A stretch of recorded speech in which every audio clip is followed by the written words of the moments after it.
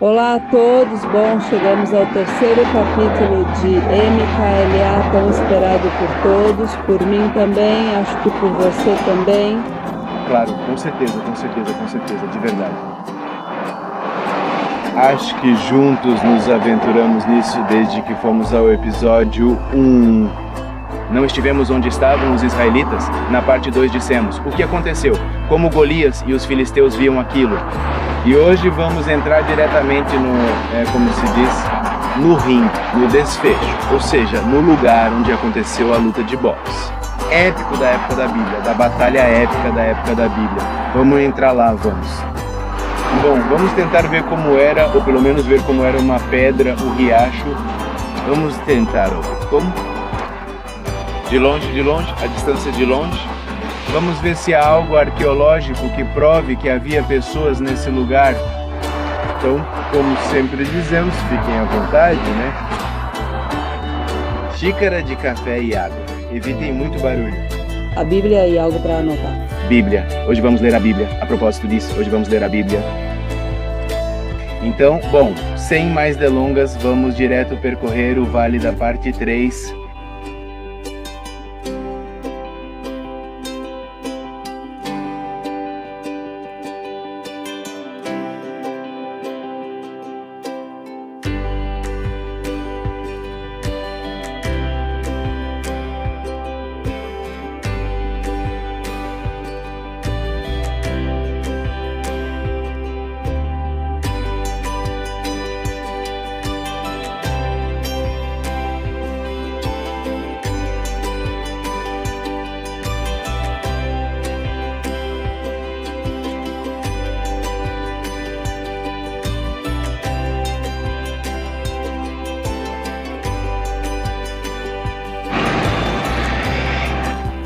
Estamos aqui, isso é uma Miren.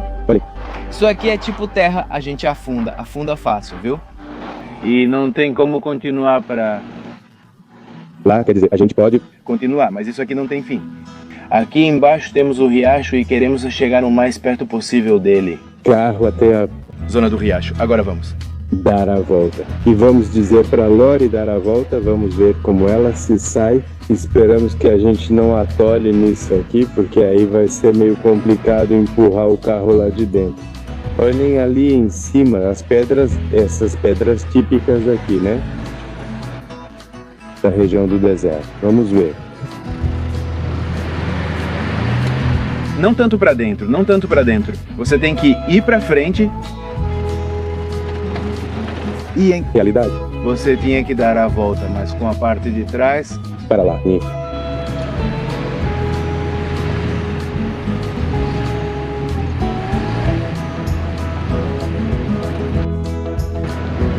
Mesmo assim, não acho que vai afundar, mas na verdade é assim.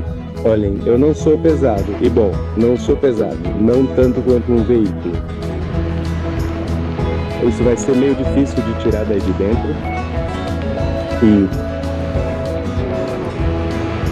Mas vai sair aos poucos.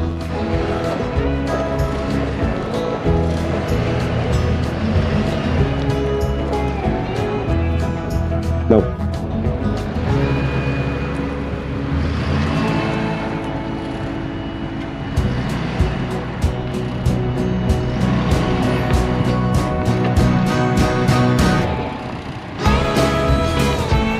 Pronto, ao contrário.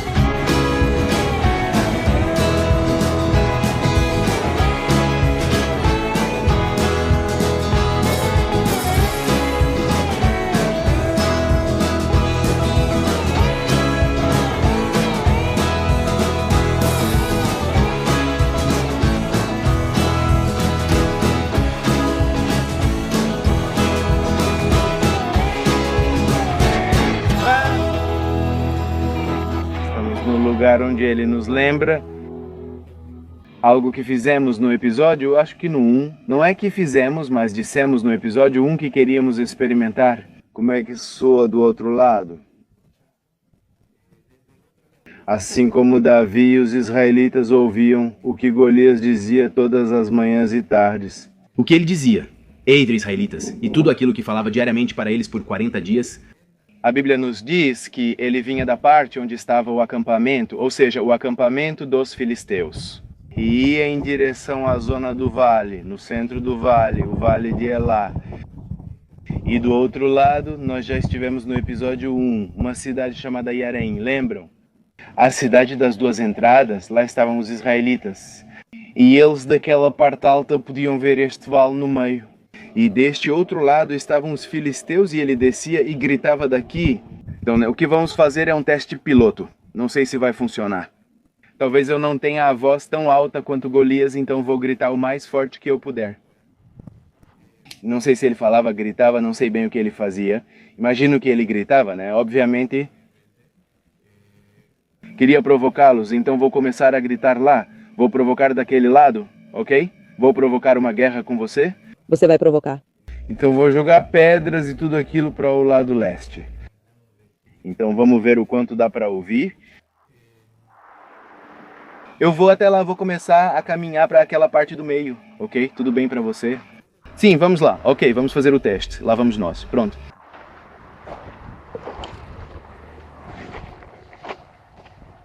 Vou ver se vocês aí atrás conseguem me... Ouvir? Vocês conseguem me... ouvir. Um pouco? Vamos ver até onde eles chegam, ver até onde chega. E se realmente conseguimos ouvir... Escuta, sim. Vamos ver. Bom, espero que esteja esportivo. Vamos ver até onde chega. Obviamente que sim. Neste momento, bem, estamos ouvindo os barulhos de todos os carros, dos motores. Tem um trator aqui do lado também. Mas, enfim, são barulhos que naquele momento não estavam. Tem barulhos que naquele momento não estavam, mas... Vamos ver. Sim. Nós deveríamos silenciar todos os ruídos ao nosso redor. Mas tudo bem, é só para que possamos ter uma ideia. Que sim, era possível. Obviamente Golias estava super irritado, né? O que ele queria era mobilizar aquele exército dos israelitas, porque no final eles podiam se enfrentar e ele também tinha muito protagonismo. Então, eu imagino que ele não falava com eles de forma amigável, porque se alguém diz algo e depois fala gritando, então dessa forma também aumenta a provocação.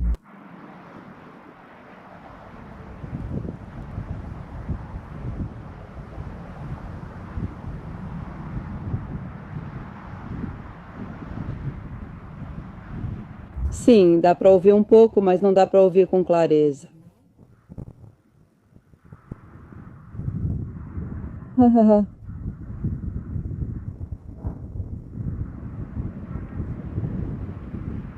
E ele foi embora no final.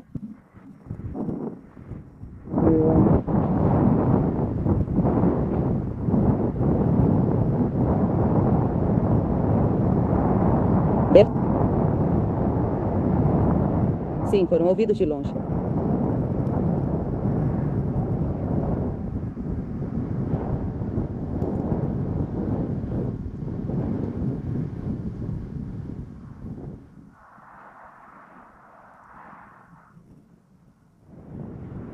Ontem eu relia a história que estava lendo novamente. E um ponto que tinha chamado minha atenção era o fato de que o Espírito de Deus havia, um pouquinho antes, tinha deixado Shaul.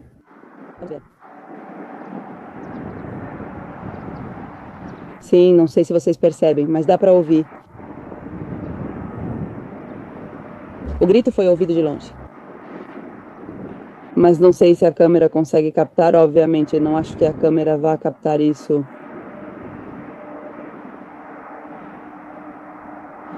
Um ponto que me chamou a atenção ontem, quando eu estava lendo de novo, né, o tema do... que o Espírito de Deus primeiro estava com Saul, quando Samuel o ungiu, que depois ele estava profetizando e havia um ditado que dizia que agora também Saul estava entre os profetas. E nesse momento, Saul estava com o Espírito de Deus e, uma série de coisas depois, o Espírito de Deus o havia deixado. E havia um espírito maligno que o atormentava, não é?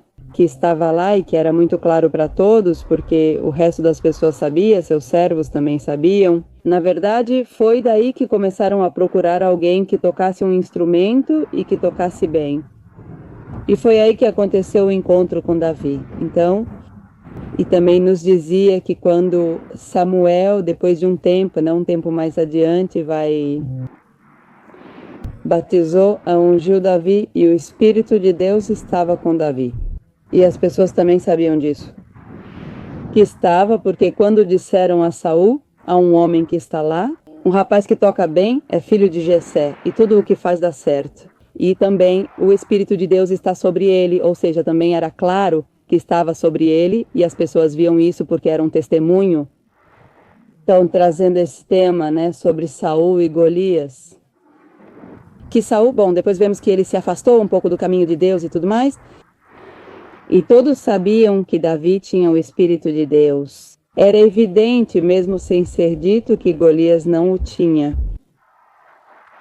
Então vemos também como Deus acompanhou Davi em tudo, em todo momento, que ele guiou aquela pedra e Davi não teve medo. Por quê? Porque o Espírito de Deus estava com ele. Então, de fato, com certeza, Deus disse a ele o que tinha que fazer. Ele tinha confirmação de Deus, então não havia motivo para medo, certo? E bem, então, aí vemos também o triunfo tão drástico que Davi teve sobre Golias. É quase inacreditável, né? Mas com o Espírito de Deus do nosso lado, eu acho que não há nada que Deus nos peça para fazer, que não poderíamos realizar, de fazer, não é verdade? De cumprir.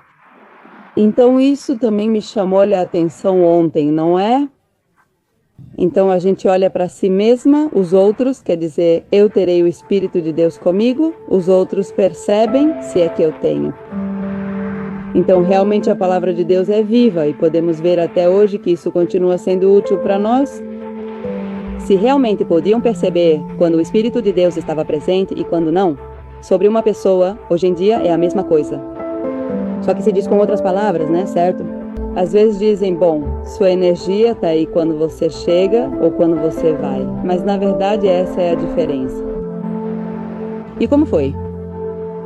Depois disso, uma pausa. Para quem estava perguntando quantos metros fizemos, eu fiz a contagem de acordo com minhas pernas. E de acordo com minhas pernas, tivemos aproximadamente, é uma aproximação, certo? Eu conto como se contava na Bíblia, por côvados e por caminhadas, 250 metros. Fizemos isso, eu não sei se imaginavam. Não, hein? Falei 400 metros, exagerei, mas fizemos uns 250 metros até lá. E você ainda me ouvia, certo? Sim? Não sei se a câmera conseguiu captar o som, porque acho que a câmera capta mais a imagem. E além disso, tem os sons ao redor. Naquela época não tinha. Estava completamente em silêncio. Todo o ambiente ele estava completamente limpo, Mas... Bom, interessante. E eu também disse que não gritei muito, ou seja, não levantei muito a voz. Quer dizer, o que mais... Poderia ter sido ouvido. Eu tentei provocar e falar tranquilo. Fiquei ali no meio. Interessante, Lá de cima dá pra ouvir muito melhor, porque você escuta o som vindo de lá. De baixo. Claro, embaixo se transforma como se fosse uma panela e sobe pra cima. Exato. Bom, vamos continuar explorando toda essa área. Vamos?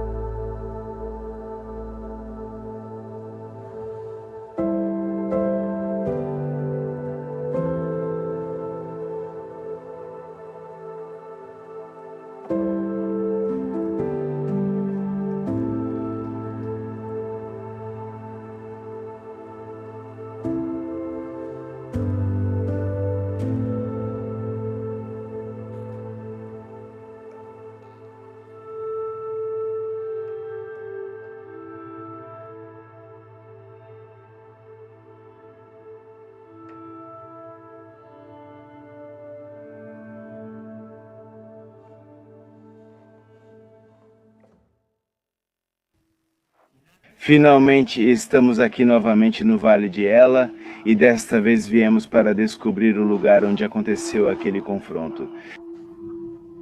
Se conseguirmos encontrar o ponto exato, não sabemos, mas sabemos que foi aqui, ou seja, foi em algum desses lugares. Apesar de lá atrás parecer verde, vamos contar um pouco sobre isso para vocês. E hoje vamos ler as Escrituras. Peço que fiquem atentos e, se possível, em um lugar confortável, vamos ler as Escrituras. Muita gente, às vezes, quando chega aqui, está passeando, fazendo turismo, tenta nos procurar. Aconteceu com a gente, viemos até aqui. Não é fácil, pois procuramos no mapa e não achamos. Na verdade, também, até arqueologicamente, é bastante difícil encontrar um lugar onde simplesmente, no caso de Davi, ele foi e procurou pedras. Ou seja, como alguém pode encontrar os passos dele? Sim, não tem como fazer isso. É impossível encontrar algo arqueológico de um ato assim, né? Mas podemos, por exemplo, investigar sobre a batalha, sobre o povo que viveu lá. Tudo isso arqueologicamente, sim, porque foram anos de assentamento de pessoas que viveram ali atrás. Agora, a pergunta é esta. Porque nós sabemos que, conforme o livro de Josué, e nós já vimos antes que esses lugares... Por exemplo, a cidade de Yadarai era uma das cidades que a tribo de Judá recebeu por herança. Sim, então eles viviam aqui e habitavam neste lugar? E também outro dado interessante é que os reis tinham uma época específica, o ano em que saíam para a batalha, para a guerra. Nós sabemos que aqui houve um confronto e esse confronto não aconteceu por acaso.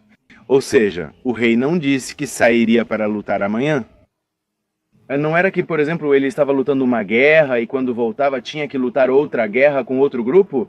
E saía e outro grupo, outra guerra? Não, havia datas específicas. Inclusive, acho que até hoje as guerras, não, da forma como são conduzidas mundialmente, em como são programadas. Vamos marcar uma data. Prepare seu exército, eu preparo o meu e vamos para a batalha. Hoje em dia, acho, Najon, que não existem guerras tão espontâneas entre países. O que existe talvez sejam disputas, provocações e tudo mais. Até que dizem, ok, agora sim, vamos para uma guerra. E então marcam um dia e assim partem para a batalha, não é? Na época da Bíblia era igual. Muitos perguntam, como isso era medido na antiguidade? E o povo hebreu na antiguidade? Sabemos que, segundo as festas da Bíblia, todas eram celebradas. Falam de datas em que Deus marcava encontros com seu povo. E essas datas específicas são controladas de acordo com as estações do ano. Exato. Os meses? Então, as estações, primavera, outono, inverno e verão. Alguns países têm estações bem definidas, outros só inverno e verão. E há também os de primavera eterna. Eu sei que por aí, na Guatemala, na Colômbia, em Bogotá, na temperatura quase não conhecem o verão, né? O verão forte, como conhecem, por exemplo, em Israel, como também conhecem na Argentina, não existe esse verão tão forte. Aqui sim é marcado. Nesta parte do mundo, sim, são bem definidas as 4 estações. Por isso, os antigos conheciam bem as 4 estações. E a data específica em que os reis saíam para a guerra era uma das estações do ano. Como a Bíblia nos diz isso? Vamos lá para o livro de Samuel, 2 Samuel, capítulo 11, verso 1. Diz o seguinte: aconteceu no ano seguinte, no tempo em que os reis saem para a guerra, aconteceu no ano seguinte. Ok, não é, por exemplo, no próximo ano, é no ano seguinte. Nesta parte do espanhol está se referindo totalmente, como diz no hebraico. No hebraico diz... Ou seja, quando começa o ano, ou seja, quando diz o ano seguinte, é a mudança de ano, quando começa a mudança de ano. No tempo em que os reis saem para a guerra, que Davi enviou Joabe, aqui estamos falando de outra guerra. Davi já era rei e já era outro tempo para ele, mas ele estava se baseando em algo que era feito anteriormente. Ou seja, Davi também tinha um rei, não... Ele não inventou isso. Não é uma invenção do rei Davi, ou seja, era algo que os reis seguiam. E Davi, ao ter um rei. Você se lembra quando... Saul era rei, Davi era o... servo. E, na verdade, nós estivemos lá em cima e lembramos que Saul até estava lá junto com o acampamento. Eles estavam neste lugar, estavam acampando neste lugar. E diz que era a época em que os reis saíam para a guerra. No ano seguinte, na virada do ano, quando ocorre essa virada na estação, Para vocês que vivem do lado do Ocidente, a virada do ano na estação, na verdade, eles seguiam um ano bíblico. E o ano bíblico começa no mês de Nisan. No calendário grego, ou seja, o mês de Nisan, era aproximadamente no final de março, começo de abril, que é a época das festas dele. Como no livro de Êxodo, capítulo 12, o Senhor declara que os liberta do Egito. Diz que eles devem tomar esse ano como princípio dos meses e cabeça. O povo grego tem que tomar esse Estia. Será para vocês o princípio do ano, cabeça do ano, princípios meses, perdão, cabeça do ano. Nissan, não o mês que Israel comemora em setembro. Já discutimos esse assunto em outros episódios. Mas o calendário bíblico dado por Deus ao povo era ali, no mês de Nisan. Ou seja, então, quando foi que Davi estava aqui junto com Saul e todo o povo e Golias? Ou seja, estamos falando que isso aconteceu no mês de Nisan, entre o final de março e o começo de abril. Qual que era a temperatura? E qual a temperatura? Era a primavera? Primavera, saímos do inverno e entramos na Primavera, ok? Então, como é o clima da primavera? Bonito. Acabamos de dizer, né? Guatemala, Colômbia, Bogotá, primavera eterna. Ou seja, eles aproveitam muito bem, eles não conhecem calor intenso nem inverno rigoroso. Exato. Por lá eles têm chuva sim, de vez em quando. Mas não há medo de dizer uma chuva forte que vem no meio da guerra? Não, porque se tiver, pode ser uma chuvinha leve e vai passar. Porque as chuvas fortes ficaram para trás no inverno. Exato, então o clima sempre vai tender a ser mais quente, com um solzinho agradável, mas não frio. Frio e com sol. Mas não tanto a ponto de não se fazerem dentro de todas as armaduras e tudo mais, não é verdade? Exato. Esse clima faz com que eles se sintam fisicamente muito melhor, sem tanta necessidade de seca. Ou seja, eles não estão lá morrendo de calor no meio do deserto e também não estão congelando de frio no meio do deserto. Exato. Convenhamos que há mais de 3.000 anos atrás não tínhamos as condições de hoje. Nada de ar-condicionado, nada de me traga aquilo. A geladeira aqui a gente liga em algum lugar com energia solar, não sei o quê, e temos água gelada e estamos prontos para nos preparar para a guerra. Naquele tempo era diferente. Havia uma data certa, como diz a Bíblia, era quando os reis iam à guerra. Tristemente, essa história, justamente se continuarmos com essa parte da história do livro de Samuel, capítulo 11, vamos nos deparar com uma história triste. Triste da parte do rei Davi. Porque diz que ele não foi para a guerra. Ele ficou, mas esse já é outro assunto, é outro tema, é outra história. O ponto aqui, o que queríamos focar para que vocês saibam, é por que agora, quando vamos entrar no riacho, por que o riacho está seco? Para que vocês não se surpreendam. Muita gente pergunta, onde está o riacho? Dizem que não é o mesmo, que foi levado para outro lugar. Ou quando estive em Israel, eu fui a um riacho onde realmente tinha água, me mostraram que tinha água. E se vocês olharem no Google Maps e colocarem Vale de Elá, vai mostrar um caminho azul, que tem água, como... Um riacho, claro. Então por que tanta explicação? Está dizendo que não há água nele agora? Não estamos na primavera, né? Ou seja, não é época de guerra. Se estivéssemos nos tempos bíblicos, agora não poderíamos guerrear. Por quê?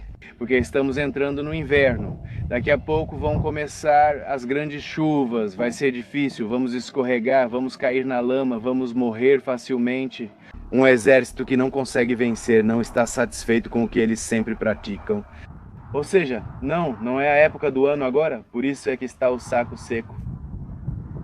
Agora vai chover daqui a pouco, e isso vai fazer com que o riacho comece novamente a receber água. E para a época da primavera, quando viermos, haverá água aqui e será confortável e interessante. Teremos água do riacho e poderemos lutar com quem recusar. Era a época em que os reis iam à guerra. Vamos entrar no riacho e vamos mostrar como era o riacho, pelo menos como se pode ver hoje um riacho seco. Não é a época, mas vamos tentar achar algumas pedras e falar disso, ok? Vocês vêm com a gente? Vamos entrar aí dentro? Vamos!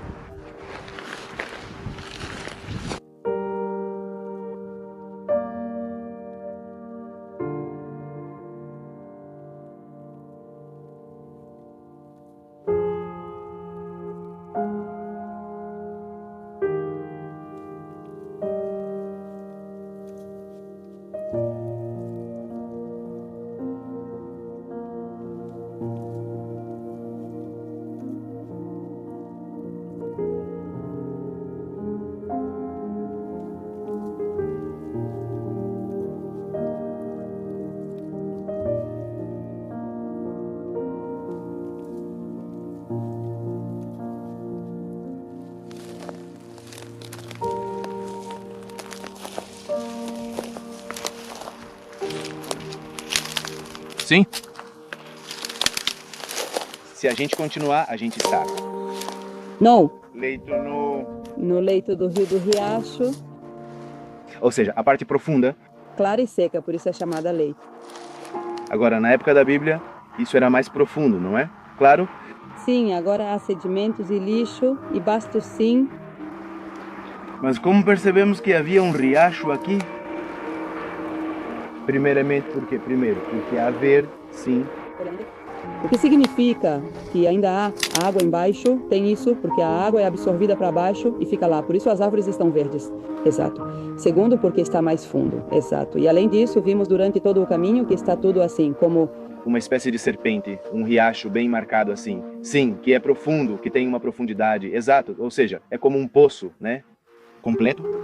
E, obviamente, por mais que isso aqui esteja seco, ninguém vai plantar nada aqui, nem semear nada aqui. Daqui a alguns meses, quando chover, tudo isso vai se encher de água. E isso que temos seco aqui, na verdade isso seca rapidinho, porque isso aqui é deles. Sim, é algo que cresce justamente quando tem água ou quando chove. E depois seca, pega sol por 3, 4 semanas e desaparece. E aqui fica. E como as pessoas não passam por aqui, então isso fica aqui, né? Esses que são maiores é porque têm raízes mais profundas, então, claro, conseguem alcançar as águas que estão no aquífero. Resumindo, estamos no riacho que é praticamente o que marca o centro do Vale de Hela. Entre Soco, a cidade antiga, daquelas onde estavam os filisteus, entre Azecá e Shaaraim. Aqui há 3 montes, 2 com os filisteus e 1 com os israelitas. O vale e o riacho que o atravessava. Sim, agora estamos bem no meio do Vale de Elá, o lugar.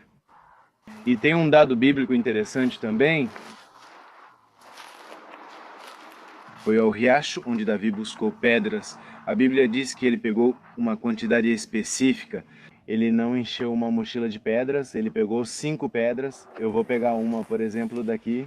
Não sei quantos anos ela tem ou algo assim. Um arqueólogo pode me dizer quanta água passou por esta pedra, por exemplo. Mas reparem, esta pedra, vou me aproximar um pouco para que possam ver, uma pedra. Vocês diriam, é uma pedra normal da terra da Bíblia? Sim, uma pedra da terra da Bíblia. Talvez o homem tenha pego uma dessas e pode atingir aqui. E se vier com muita força, pode sim me machucar. A pergunta é essa e a outra. Porque às vezes dizemos, ok, eram 5 pedras, bem, cada pedra tinha um objetivo específico na mente do rei Davi posteriormente. Ou seja, ele sabia por que as havia pegado, porque 5 pedras, segundo as escrituras, Golias não estava sozinho, tinha 4 irmãos. Agora, ele também confiava na efetividade de Cada uma dessas pedras. Ele sabia que caso Golias morresse, seus irmãos decidissem vir para se defender, ele tinha mais 4 pedras, ou seja, uma para cada um. Ele tinha total certeza disso. Agora, por quê? Por que ele estava tão seguro? Por que tinha tanta precisão? Ele sabia que acertaria com uma só. Agora, há algo que as escrituras nos dizem, que o sistema de onda e pedra não é algo que foi inventado. Davi não é algo novo para Davi, mas sim uma das armas que o exército de Israel usava. Os israelitas na antiguidade, na época dos juízes, usavam fundas. Eles tinham um equipamento específico que eram as fundas.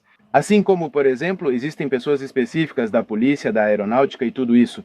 Havia um grupo específico que era somente para fundas. Parece que os filisteus não usavam fundas. Para eles era primitivo. Eram filisteus, chegavam com gasolina e outras coisas. Todo escudo deles tinha seu escudeiro ao lado. Era um povo mais moderno, talvez, né? Não quer dizer que os israelitas não tinham escudo nem nada disso, porque já tínhamos lido antes que Saul também tinha o seu Própria vestimenta da guerra. Mas era uma área que não era nova para os filisteus, que era trabalhar com fundas, né, ser habilidosos com a funda. Agora, o interessante aqui também é que Davi não era soldado. Tem algum inseto por aí, tem um campo de abelhas por aqui também. E Davi ainda não era soldado, ele era pequeno. Ainda não podia se alistar no exército, mas, no entanto, tinha a pontaria de um soldado dos que já estavam no exército. Olhem o que a Bíblia nos diz. Vamos espantar esses insetos daqui. Mas olhem o que a Bíblia nos diz. No livro de Juízes, capítulo 20. Juízes 20, versículo 16 diz assim: de todo aquele povo havia 600 homens escolhidos que eram canhotos.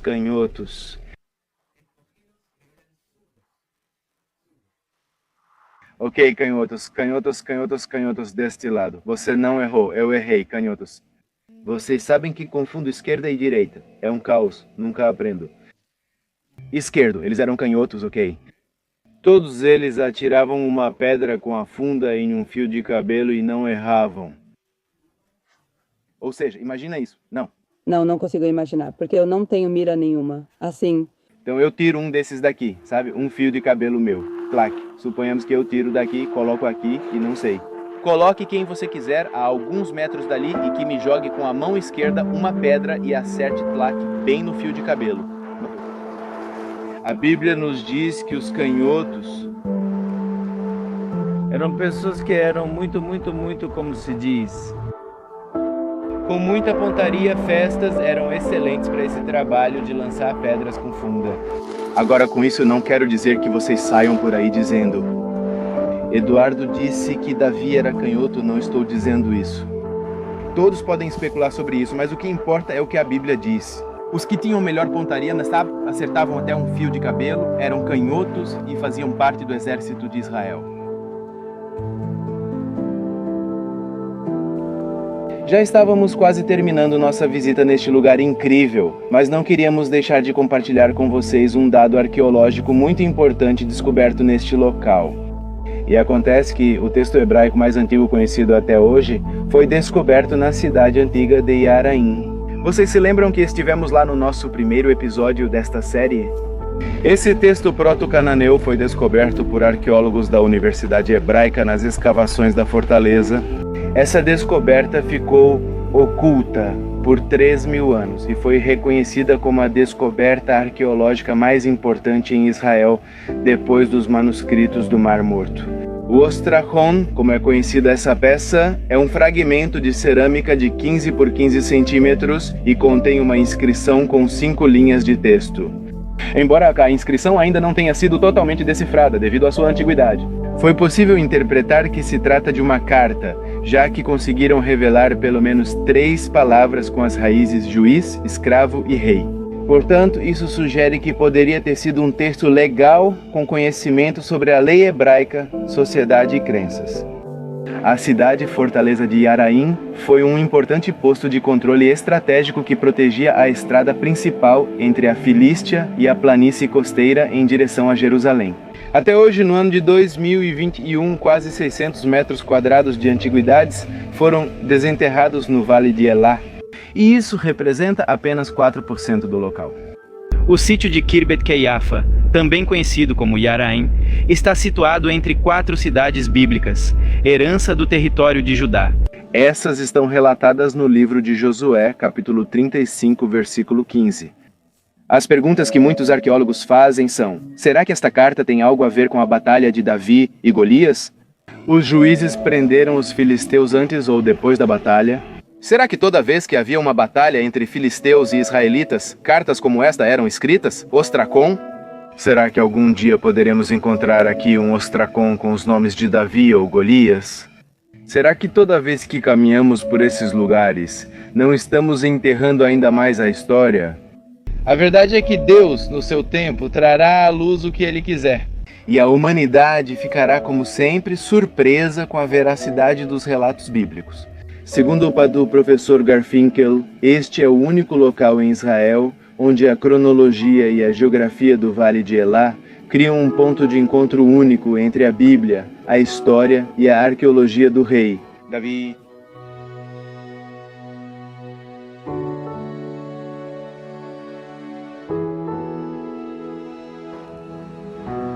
Certo. Chegamos à parte que ninguém quer mesmo que a gente chegue, né? Não queremos terminar. De verdade. Tem tanto para... Não sei, levar vocês até aí que estão tão longe. Às vezes parece que não, né?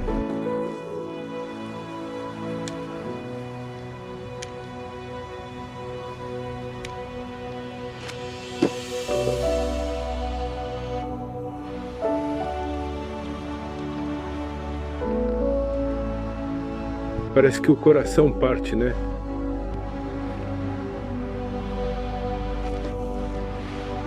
Porque realmente sentimos que estamos fazendo o que o Senhor quer.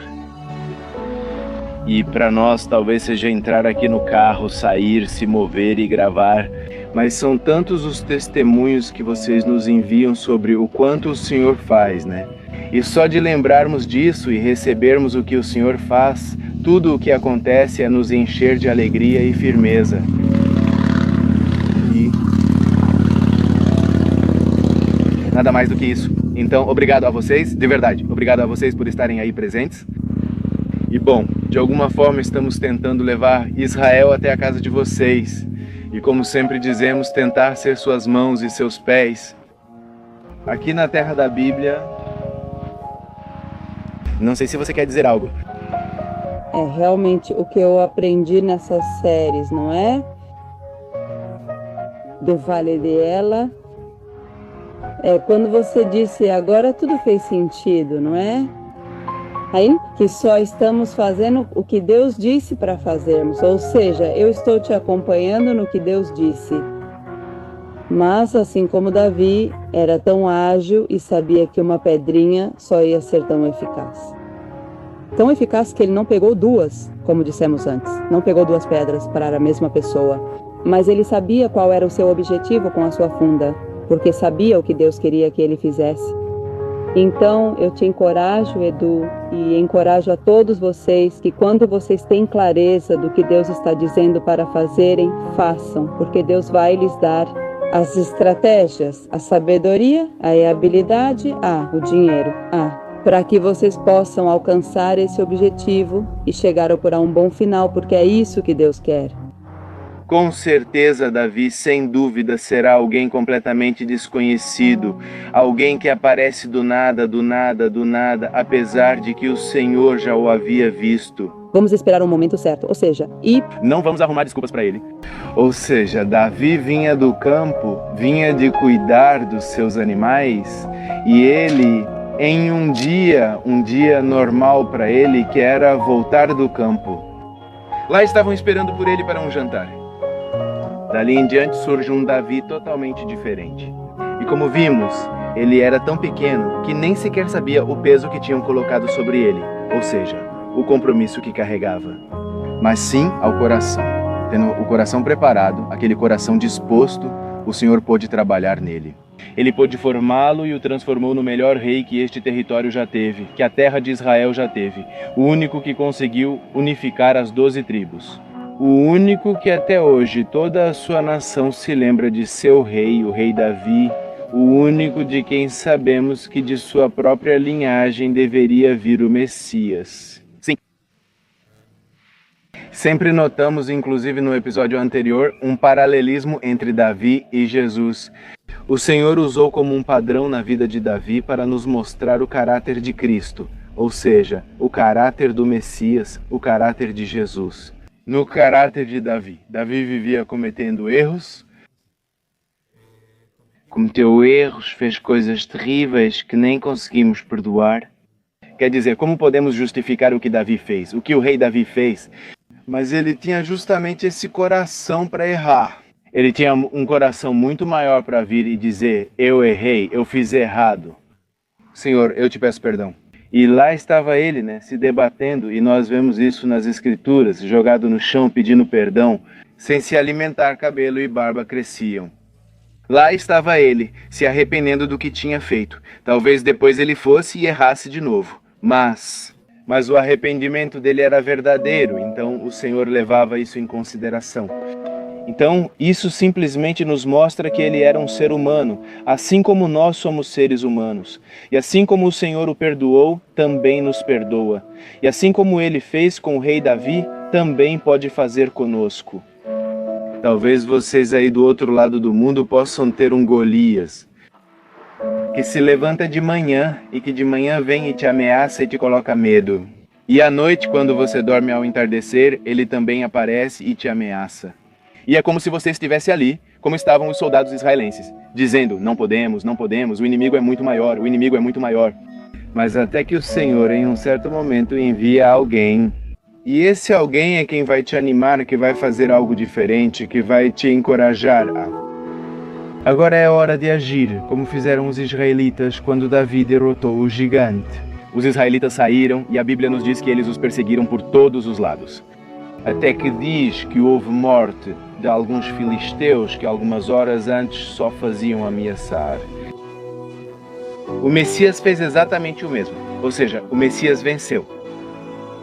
Nós não estamos esperando um Messias que venha pela primeira vez. Estamos esperando um Messias que vai retornar. Então, o que mais do que isso? Salmos, vamos encerrar com isso. Salmos, capítulo 98, versículos 1 a 3 diz o seguinte: Cantai ao Senhor um cântico novo. Por quê? Porque Ele fez maravilhas, sua destra o salvou e seu santo braço. O Senhor tornou conhecida a sua salvação à vista das nações. Revelou a sua justiça, lembrou-se da sua misericórdia e da sua verdade. Para com a casa de Israel, todos os confins da terra viram a salvação do nosso Deus. Quando diz que se lembrou da casa de Israel, é porque enviou o Messias para eles. Todas as nações da terra, ou seja, todos os confins daqui até aqui, desde este norte, sul, leste, oeste, viram a salvação, ou seja, a presença física do Messias. Ele veio uma vez, ele vai retornar novamente. Enquanto isso, nós temos o Espírito Santo que está nos ajudando. Com todas essas situações, obviamente nenhum de nós está livre. Todos temos situações, todos temos problemas, mas é muito mais fácil enfrentá-los com Ele. Se Ele está contente conosco, quem poderá contra nós? Então, bem, família, esperamos de verdade que vocês tenham aproveitado este tempo que estivemos aqui, percorrendo Israel com a Bíblia na mão. E acho que quando começamos com essas 3 partes do Vale de Elá, não sabíamos que íamos terminar dessa maneira. Sim. Não é? É verdade, sim. Então, esperamos vocês. Até a próxima série. Então, tchau.